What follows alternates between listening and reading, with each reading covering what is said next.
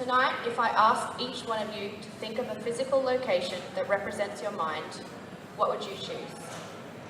Would you choose a dangerous cliff face, a dark tunnel with no visible light, a spider web of interconnected ropes suspended meters above the ground? Maybe you choose an open grave. These are just some of the locations my participants chose. These are locations that represent their headspace 24 hours a day, 7 days a week, for months, years, and in some cases, decades. Imagine yourself living in those landscapes, unable to get out, with your family and friends around you but not able to penetrate the darkness. Imagine living in those landscapes and having professionals telling you that you could die there, with acquaintances and strangers and occasionally trusted friends telling you that you are vain and selfish and attention-seeking, telling you that being a size 6 is a ridiculous goal to sacrifice your health for. They tell you just to eat. But can you see how these perceptions of vanity and eating disorders do not fit with the rest of the picture? You don't go on a journey of self-destruction, of self-torture and slow suicide just to look pretty, to fit into smaller clothes. You do it because you are searching in vain for a path that leads you to a better landscape. And at some point, you came to believe that controlling your food and punishing your body might lead you there. Within my body of work, there are 3 people studying medicine, 6 people studying nursing, 3 training to be physiotherapists, 1 training for the police force. These people are not just eating disorders, they're humans with goals and passions and hopes for the future. But we get stuck on the labels and struggle to see past the diagnosis to the person underneath. Given the opportunity to recover, these people go on to do amazing things. I cannot tell any one person's story for them. The best I can do is to give them an opportunity to tell it themselves. And many have bravely agreed. They have spoken out and chosen to shed the shame and stigma associated with this disorder in order to help me create awareness. I cannot stand here and tell you what life was like for them. I can only tell you what it is like for me, in the hopes that some of you here today will walk away with an enhanced understanding, an awareness that just might help someone you know someday. When I graduated high school, I listed my favourite defining quote as, "If you can't be a good example, at least you can be a horrible warning." Today, I'm trying to be both. Imagine that you have been kidnapped by somebody you know, an acquaintance, someone who seemed harmless and offered you support when you felt low, who built up your trust in them by being there for you, whenever you needed it, whenever you needed advice, honesty, or help. They gave you advice and you followed it. It made you feel better for a little while. Then one day, after you've built up trust and believe they are truly looking out for you, that person changes and distorts in front of you. They tell you that they are in charge of you now. They clamp their hands over your mouth and tell you that you need to stay quiet. You cannot tell anybody they exist. You don't go anywhere and you don't do anything without their say-so. They start telling you that they only took control because you're a terrible person who doesn't deserve to live, that they are the only person who can help you to sticky tape the mess you've made of yourself back together into something approaching a respectable human being. You are lucky to have them because no one else wants you, cares about you, will tell you the truth. You can trust them and only them. It is a voice that tells you you will not be in charge of your life anymore because it knows better than you. You are scared, terrified, but you do what it says because it's helped you in the past when things seem to be spinning out of your control. Slowly, with cunning and guile, it takes over everything.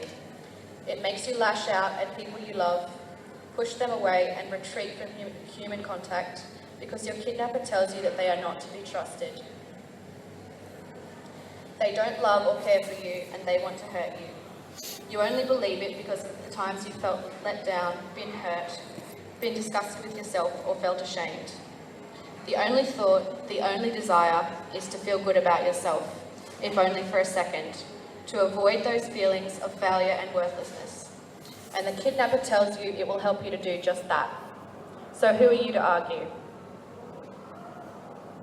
The kidnapper also tells you that you are worthless, that you will never be anyone worth knowing. Deep down, you've started to suspect this anyway. So when you get this confirmation, it is all you need to let go of everything. Swap your passions and your dreams for the instructions the kidnapper told you.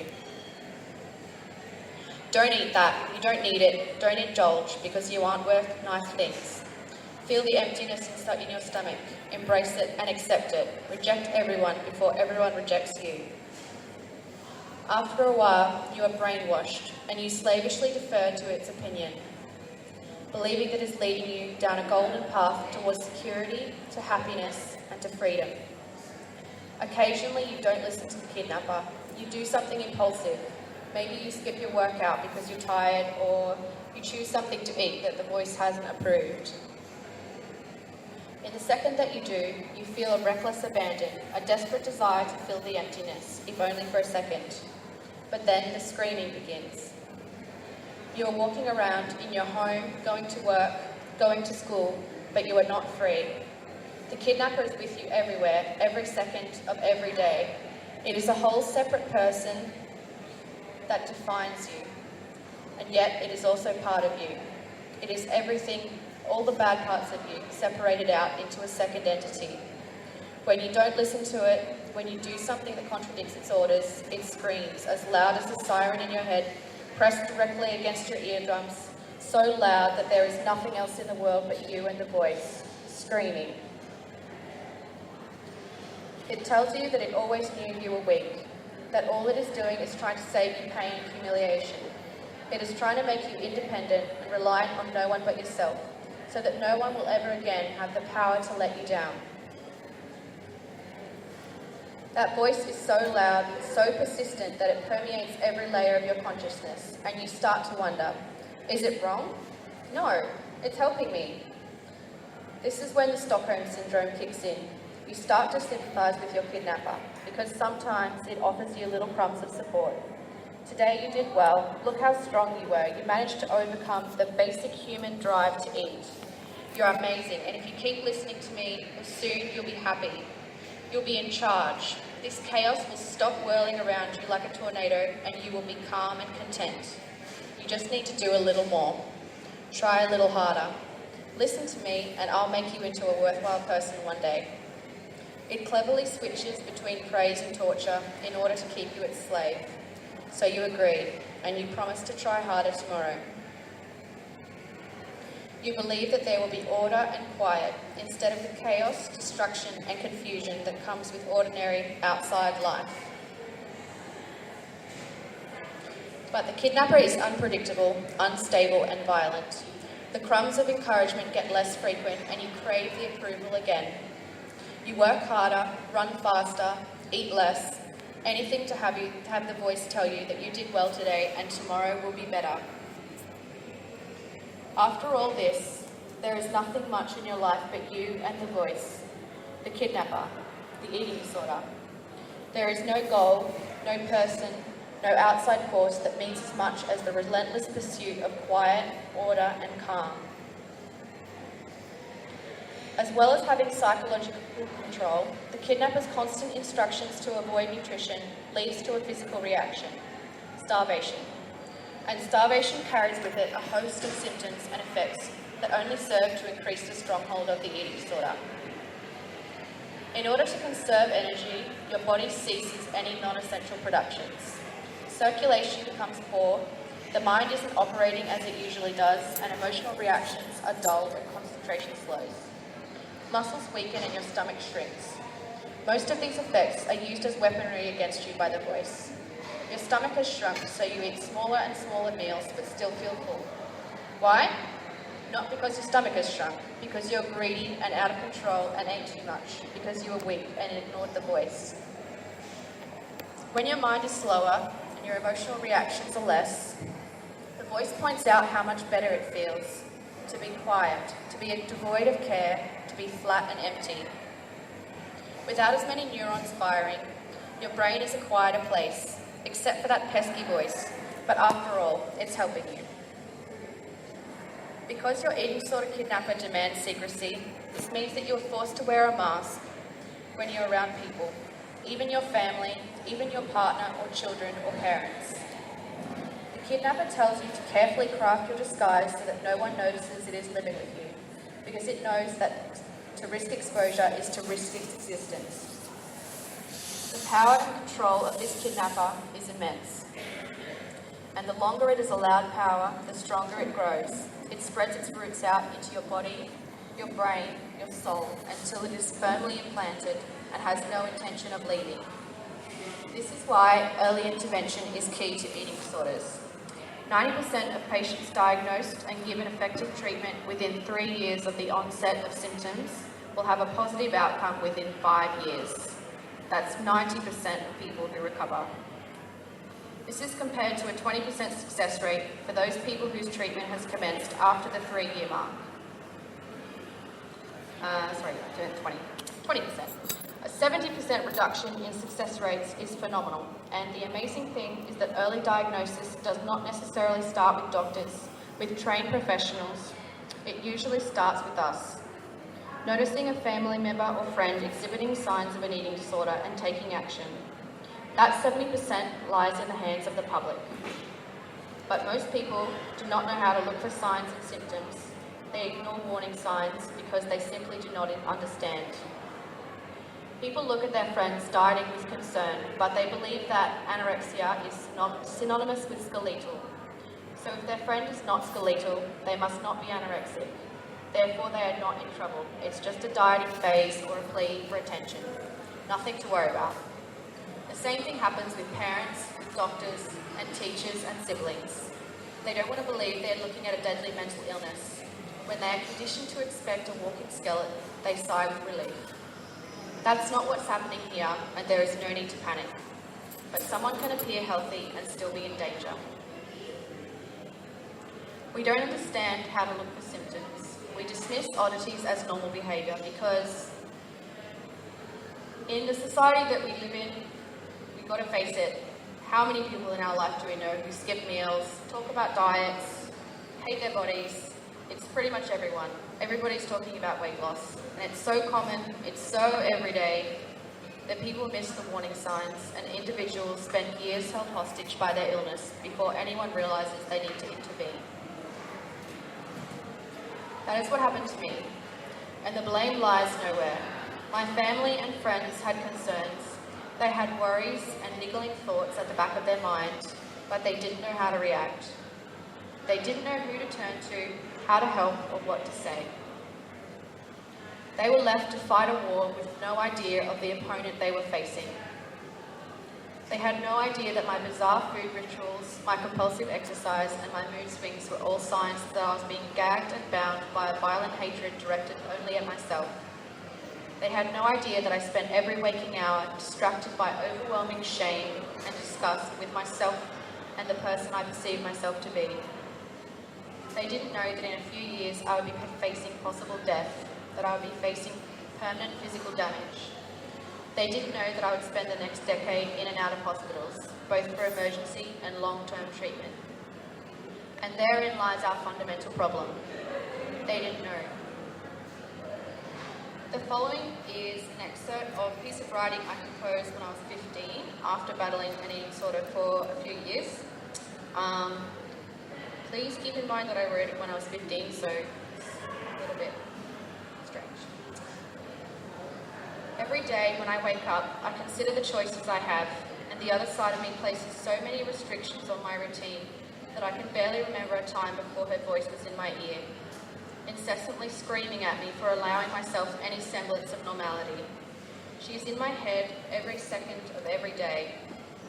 She holds me by the waist when I approach a table of food. I can feel her fingers digging holes in my stomach, warning me, one slip and I will regret it. She never misses a thing, and you very quickly learn to never give her a reason to punish you. You cannot ever question your limits in the face of an eating disorder because there is only one need, one choice, one option. Everything else becomes irrelevant in the pursuit of this mirage. Family, friends, and happiness are left far behind as you trip and stumble your way down into a void that you feel you can never fully climb back out of.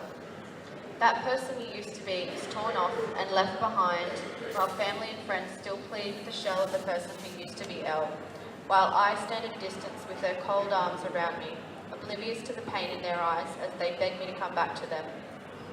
That old Elle is gone and squashed down until she is no more significant than a speck of dust.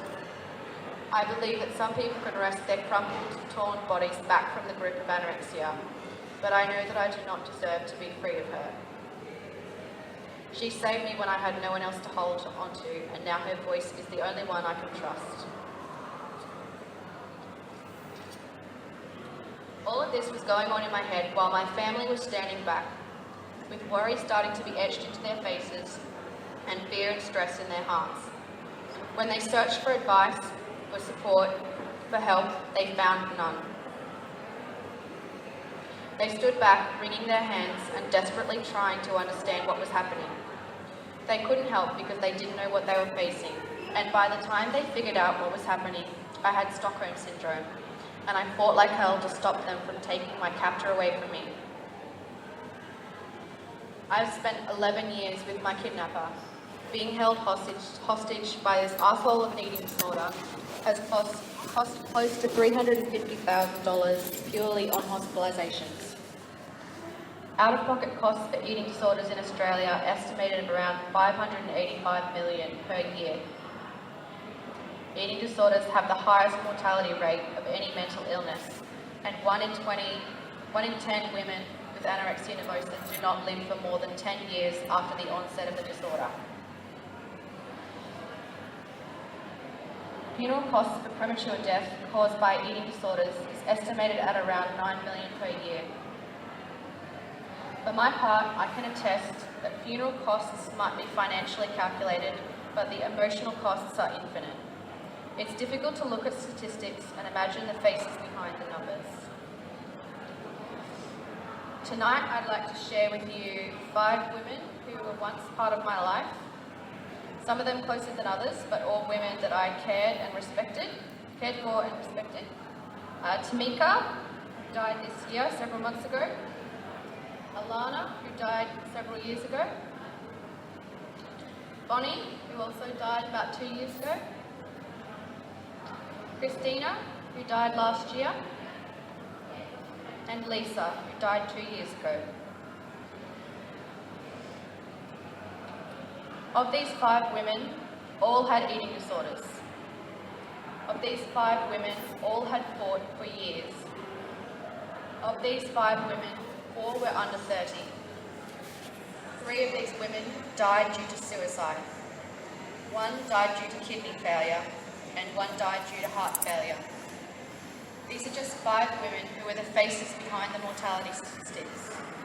They were loved by thousands of people. Can the cost of their loss really be measured? The holes left behind when these people are torn from our lives is infinite, irreconcilable, and immeasurable. Given the immense costs to individuals, families, communities, and government, it makes sense that we would be focusing on prevention of these illnesses, if not for quality of life, but at least for the cost of treatment. The socio-economic cost is approximately equal to $70 billion per year. And yet public treatment for eating disorders is next to non-existent. New South Wales plays host to 4 public beds assigned to treat eating disorders. Queensland is proud to boast 8. This is a travesty that leaves the other 913,000 people in Australia suffering with eating disorders to either lay down immense costs for private treatment or suffer with minimal help. These should not be the only options. Anybody looking at the situation without bias might ask, what can be done? What can we actually need to do? The first step is awareness. The first step is understanding. With education and understanding comes prevention, and with prevention we can avoid excessive loss of life and income. Our current societal values are skewed towards the controlled individual. Unfortunately for many people, an outward projection of control includes a portion that connotates control of the body. People are obsessed with weight and shape because of the connotations. A person in control of their body is in control of their life. A person perceived to be in control of their life is, rightly, valued and applauded. Unfortunately, for those of us predisposed to eating disorders, whether through genetics or circumstance, we take this idea of projecting an image of control and we end up letting it control us. In the process of trying to appear independent and self-sufficient, we end up appearing needy, lost, and out of control. But people hear eating disorder and only think of food, not of the psychological torment that steers us towards food as a means of control. People hear anorexia and think not eating. The problem with these assumptions is that it leads to a misinterpretation. Someone with anorexia just needs to eat. But this is wrong. Anorexia nervosa defines a psychological condition and not a physical inability to eat. A person with anorexia can be forced to eat to regain weight to a healthy standard, but the weight is just a symptom of the larger problem. And without solving the internal struggles that drove an individual to an eating disorder, the eating disorder will just reappear over and over until the psychological needs of the patient are met, and the insecurities that drove us to this slow form of suicide are resolved. This is where education comes into the question. We can't treat people if we don't have at least a basic understanding of the underlying issues. If we proceed based on superficiality, we will fail time and time again to save people or to stop people from needing to be saved. This was my driving reason behind creating Immeasurable. I wanted to create a series which allowed individuals to voice their experiences. In life, we are always searching for absolutes. We look for certainty, and when things do not fit into the boxes we have created, we often reject them. I want people to know, to look deeper and understand that eating disorders do not contain within them a universal truth. There is no singular trigger for eating disorders that we can safely point to as an explanation, and as humans always searching for answers, I understand that can be incredibly frustrating. But there is not one weight, one gender, or one age that defines them. Each person I have worked with for Immeasurable is given the opportunity to explain their individual experience. The only unifying aspect is the horrific, painful trauma that each person expresses, the isolation and desperation of their psychological experience. My hope for the project is that it becomes a window into a kaleidoscope of experiences, that people will use the work as a portal to a clearer understanding of our lives with this illness. I have taken great care and pride in ensuring that Immeasurable does not contain numbers. This is for two reasons. Firstly, so that you don't focus on lowest weights or sensational meal plans describing minimal diets, because I believe that that only reinforces the eating disorder as food problem.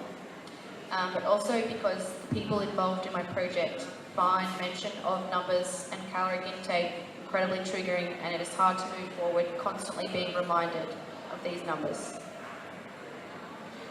Dietary restriction and weight loss are symptoms of inner turmoil. They are not all-encompassing explanations of the illness. And understanding this aspect of the illness is the first step towards overcoming the just-eat attitude towards those diagnosed. I firmly believe that if people can begin to understand a little more about the psychological aspects of eating disorders and mental illness in general, that we might have more success at early diagnosis and therefore higher success rates for treatment. I beg you to look deeper, to stop blaming yourselves for missing things or for wanting to believe this can't happen to you or someone you care about. Current research suggests a possible genetic predisposition to an eating disorder. Some people become ill through trauma, through unfortunate circumstance by experiencing things that are out of their control and wanting to feel they can be in charge again.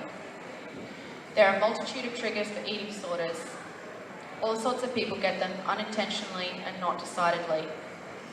My hope is that one day I can get my work published in a book that is able to be distributed to youth centres, mental health facilities, to doctors and psychiatrists, students studying healthcare, to anyone and everyone in the general public, so we all have the opportunity to truly understand. I'm asking today that you take the time to listen to people in your lives Take the time to research signs and symptoms and look up support services. Imagine yourself in those landscapes and use that empathy to extend a kind word or an offer of support to somebody who needs it.